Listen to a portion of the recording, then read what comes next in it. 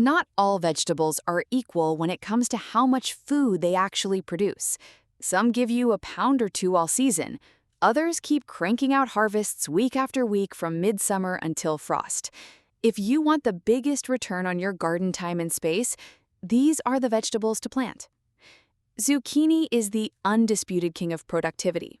One plant in good soil can produce 6 to 10 pounds per week at peak season, and 2 plants are more than most families can eat.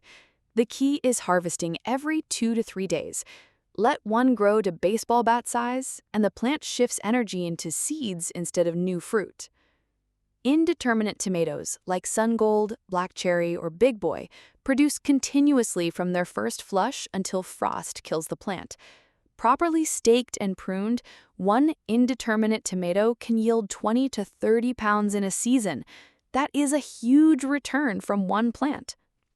Pole beans beat bush beans per square foot because their harvest window is much longer. They keep flowering and setting beans for months, and one 8-foot row can supply a family all summer. Cucumbers are another powerhouse. A trellis-grown cucumber in warm weather can set fruit faster than most people can pick it. Like zucchini, harvest often. Leaving overripe cucumbers on the vine tells the plant to slow down or stop. Kale and chard produce differently. Cut and come again. You harvest the outer leaves while the plant keeps growing from the center. One chard plant can produce fresh greens for 6 months or more. Lettuce in a cut-and-come-again bed is also extremely productive per square foot.